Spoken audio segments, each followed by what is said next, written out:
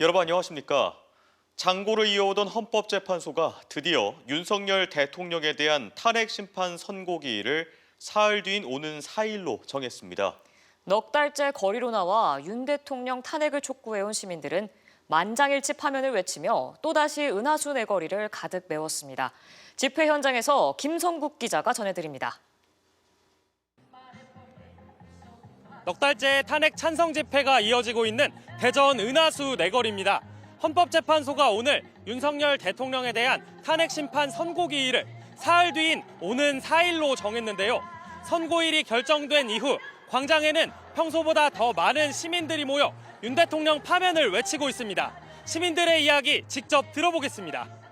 이제서야라도 헌재가 결단했구나 해서 곧 이제 파면을 내리겠구나 하는 희망적인 생각을 가졌습니다. 파면이 돼야 되겠고, 그리고 이 과정에서 우리가 많은 모순들을 갖고 있다는 걸 알게 된 것 같아요. 그래서 헌법 개정도 필요하지 않나라는 생각을 하고 있습니다. 시민들은 또 명백한 불법 계엄인데도 선고가 늦어지면서 헌정 질서가 훼손됐다며 헌재가 만장일치로 윤석열을 파면해 법치주의를 회복해야 한다고 강조했습니다. 우리 사회가 더 이상 갈등과 혼란으로 무너지지 않도록 이제 헌법재판소가 헌법수호, 민주주의 수호에 자기 소명을 할 수 있는 마지막 시간이 저는 4일 판결이라고 생각합니다. 9일째 릴레이 단식 농성을 진행 중인 지역 원로들도 탄핵이 인용될 때까지 끝까지 자리를 지키겠다고 말했습니다. 단식 농성을 시작했던 결심 그대로 윤석열이 파면되는 그날까지 싸워나가겠습니다. 오는 4일 오전 11시 헌법재판소 대심판정에서 윤 대통령 탄핵 심판 선고가 예정된 가운데 재판관 8명 중 6명 이상 찬성할 경우 파면이 결정됩니다. 12.3 내란 사태 다음 날부터 모두 40차례 대규모 저녁 집회를 이어온 시민들은 내일과 모레 저녁에도 은하수 내거리에서 파면을 촉구하는 총력전에 나설 예정입니다. MBC 뉴스 김성국입니다. 윤석열 대통령의 탄핵 심판 선고일이 오는 4일로 지정된 가운데 더불어민주당 대전시당이 논평을 내고 헌법재판소가 오직 헌법과 법률 그리고 국민의 명령에 따라 지체 없이 정의로운 결정을 내려야 한다고 촉구했습니다.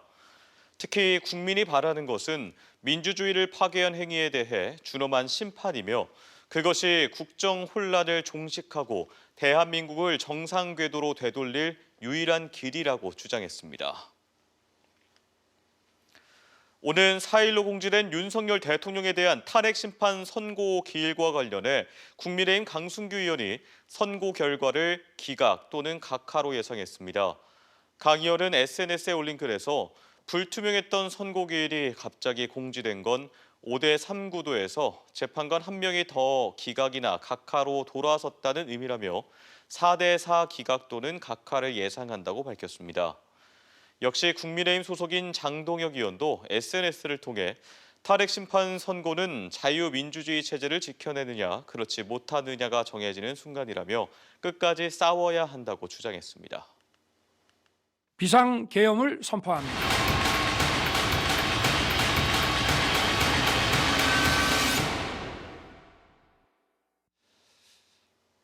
윤석열 대통령에 대한 탄핵 심판 선고일, 지난 2월 25일 마지막 변론 이후 35일이 지나서야 오늘 4일로 잡혔습니다. 비상계엄이 선포된 지난해 12월 3일 이후 시민들은 한겨울이 지나 봄까지 쉬지 않고 거리로 나와 계엄의 불법성과 신속한 파면을 외쳐왔는데요. 국민을 혼란에 빠뜨린 내란의 밤부터 헌법재판소의 선고를 앞둔 지금까지 격동의 120일을 김광현 기자가 정리했습니다. 지난해 12월 3일 밤 10시 29분 비상계엄 선포로 전 국민을 혼란에 빠뜨린 윤석열 대통령. 파렴치한 종북 반국가 세력들을 일거에 척결하고 자유 헌정 질서를 지키기 위해 비상계엄을 선포합니다. 국회 출입문을 막아선 경찰, 그리고 창문을 깨고 진입한 군인을 뚫고 국회는 2시간여 만에 계엄 해제를 결의했습니다. 저는 국회에 들어와 있고요. 아까 못 들어오게 해가지고 저는 담을 넘어서 왔는데 충격과 분노로 시민들은 거리로 쏟아졌습니다. 매서운 칼바람이 부는 한겨울에도 매일 거리로, 광장으로 나와 국민을 두려워하지 않는 대통령의 탄핵과 내란 세력의 처벌을 외쳤고 두 차례 표결 끝에 국회에서 탄핵 소추안이 가결되자 민주주의의 승리라며 환호했습니다. 대한민국 국민으로서 너무나 자랑스럽고요. 저는 당연히 이게 말을 할 수 없을 정도로 너무나 대한민국 국민으로서 너무나 자랑스럽습니다. 하지만 국민이 이겼다고 외치던 이들은 윤 대통령의 구속과 구속 취소, 또 법정에 나와 책임을 회피하는 대통령과 내란 공범들의 진술을 지켜보며 지난한 시간을 견뎠습니다. 분노를 느끼고 있습니다. 헌법재판소 거기서 그 김용현이하고 그 윤석열이하고 짜고 치는 고스톱 같아가지고 심히 불쾌하게 생각하고 있습니다. 예상치 못한 대통령 석방 소식에도 민심은 지치지 않고 다시 거리를 메웠습니다. 지지자들에게 손을 들어 인사하고 주먹을 불끈 쥐는 모습을 내란 우두머리 피의자임을 부정하는 파렴치한 행동이자 사회 혼란과 국정 불안을 해소하고 일상을 되찾기 위해 신속한 파면을 외쳤습니다. 반대로 탄핵 반대를 외치는 목소리와 함께 헌법재판소를 압박하는 움직임도 생겨났습니다. 헌법재판소는 내란몰이만 믿고 날뛰다가 황소 발에 밟혀 죽게 생긴 깨구락지가 됐습니다. 이르면 2월로 예상됐던 선고가 3월을 지나 계절이 바뀌는 동안에도 이루어지지 않자 시민들은 답답함과 피로감으로 지쳐갔고 노동계는 총파업 카드까지 꺼내 압박했습니다. 매주 광장에 나오게 된 현실이 너무나도 답답하고 하루빨리 선고일이 지정됐으면 하는 마음으로 오늘 이 총파업 현장에 나왔습니다. 평온했던 대한민국을 뒤흔든 이른바 내란의 밤으로부터 어느덧 120일. 이제 시민의 눈과 귀는 운명의 금요일, 윤 대통령의 탄핵 소추안 인용 여부를 결정할 헌재로 향하고 있습니다. MBC 뉴스 김광현입니다. 4.2 재보궐선거가 하루 앞으로 다가왔습니다. 윤석열 대통령의 탄핵 심판 선고를 이틀 앞두고 열리는 선거라 민심이 어디로 향할지 관심이 쏠리는데요. 후보들은 선거운동 마지막 날까지 유권자들을 만나 지지를 호소했습니다. 이승섭 기자입니다. 아산에서는 박경귀 전 시장이 공직선거법을 위반해 낙마하면서 재선거가 치러집니다.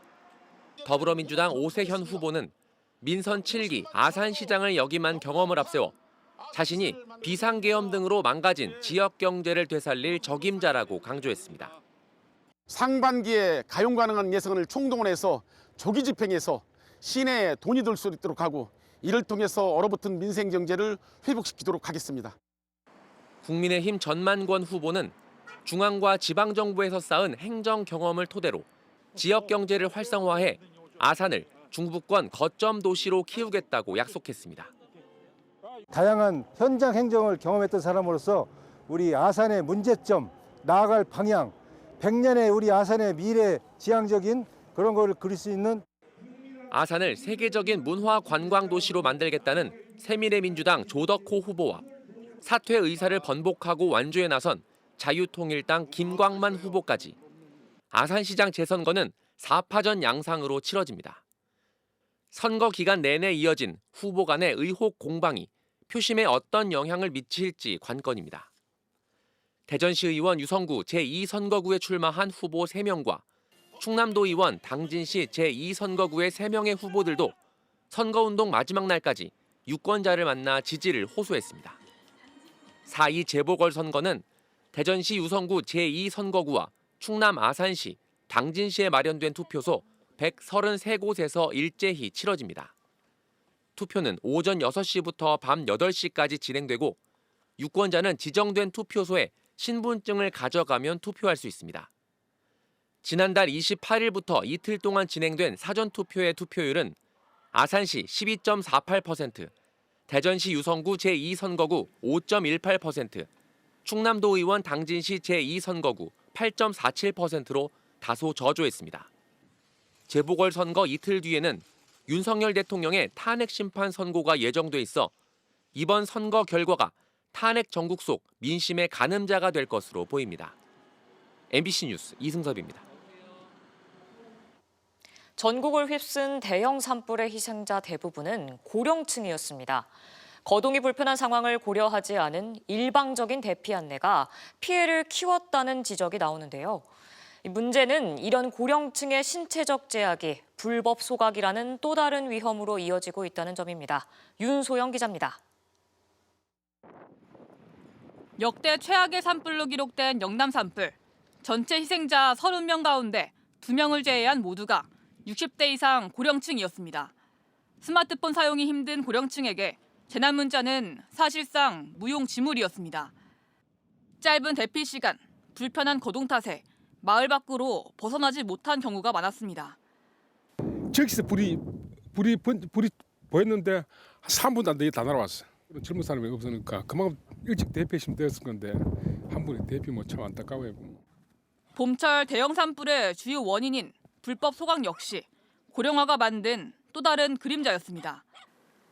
주민 대부분이 80대 이상인 공주의 한 농촌 마을. 상당수가 바퀴 달린 보행 보조기구에 의지해 힘겹게 걸음을 옮깁니다. 허리 뒤숭고 수술했는데 웬 몸뚱이가 다 저런 데 나갈 때는 여기 밑이 둥그런 게 있어. 이건 미끄러. 마을 입구에 있는 공동 집화장으로 쓰레기 봉투를 옮기는 일조차 쉽지 않습니다. 힘들면 이렇게 앉았고 먼 길은 안 가고 허리가 아프는데 이제 수술을 안 했어요. 내가 꽂힌다니까 뭐 수술 못 하는 거지. 결국 집 앞에 작은 소각장을 만들어 쓰레기를 태우는 일이 흔하고 처음 이게 나와 이건 그냥 있어 이건 이제 혼자 담아서 태우지 못하는 쓰레기는 방치되기 일쑤입니다. 마을 한쪽에는 타이어며 무거운 폐기물들이 널브러져 있습니다. 고령의 어르신들이 혼자 힘으로 치우기 어려워 집 주변에 쌓아두고 있는 겁니다. 전문가는 고령층이 재난에 대피하지 못하는 현실과 불법 소각 문제가 구조적으로 연결돼 있다며 맞춤형 복지 정책이 필요하다고 조언합니다. 아령 내지는 모래 주머니를 차고 걷는다라고 생각을 하시면 돼요. 2060년이 되면 지금 전체 인구의 55%가 고령 인구층이 돼요. 우리 모두의 현실이라는 거죠. 노인 인구 천만 시대. 재난에 취약한 이들이 또 다른 재난의 원인으로 내몰리지 않을 수 있는 현실적인 산불 재난 대책이 절실합니다. MBC 뉴스 윤소영입니다. 최근 영남권에서 발생한 대형 산불로 2차 피해 우려가 커지는 가운데 산불 피해 지역의 산사태 발생 위험이 최대 200배 높다는 연구 결과가 나왔습니다. 국립산림과학원이 2005년 산불이 난 전북 남원 지역을 5년 뒤 조사한 결과 산사태 발생 비율이 일반 산림 지역에 비해 200배 높았습니다.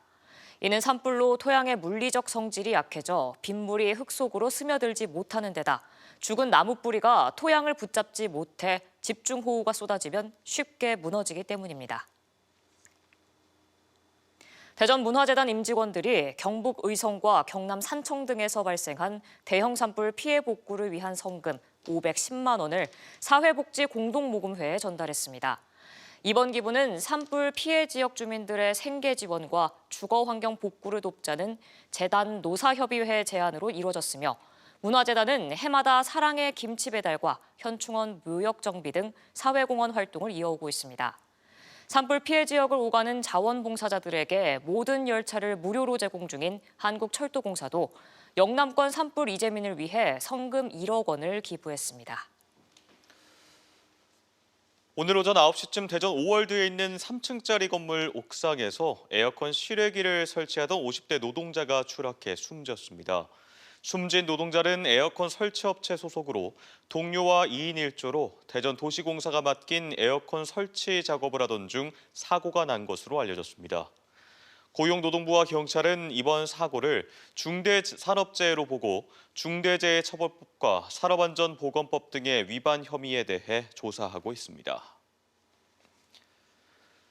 오늘 오전 10시 20분쯤 대전시 계산동의 한 자동차 정비 공장에서 불이 나 3층짜리 건물 일부를 태운 뒤 45분 만에 꺼졌습니다. 이 불로 근무 중이던 직원 8명이 대피했으며 경찰과 소방당국은 공장 건물 2층 자동차 도장 작업장에서 불이 시작된 것으로 보고 정확한 피해 규모와 원인을 조사하고 있습니다. 대전, 세종, 충남 소식이었습니다. 고맙습니다.